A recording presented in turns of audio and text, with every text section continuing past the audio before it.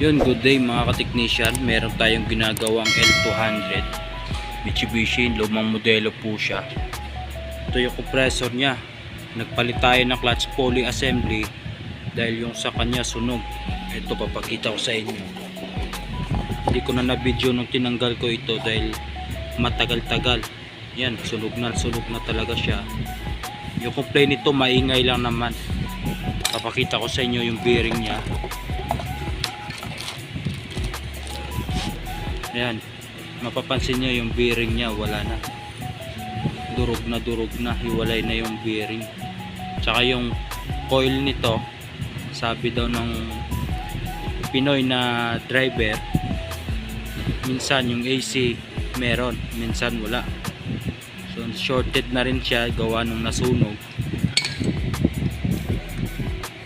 Galin natin. Ayun, ito yung coil nya. Tatlong screw lang naman sa loob.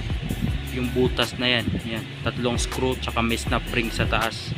Ito yung pinaka snap ring nya. Yan. Kapit tayo. GBC talaga. Yan, sirang sira oh. Yan mga ka-technician, itong dahilan kung bakit maingay yung pulley pag naka-AC. Kahit walang AC, maingay pa rin gawa nung naka-drive po siya sa crankshaft.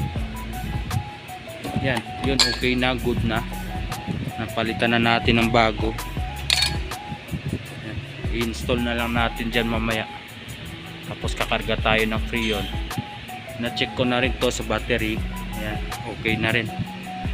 Magana na rin siya.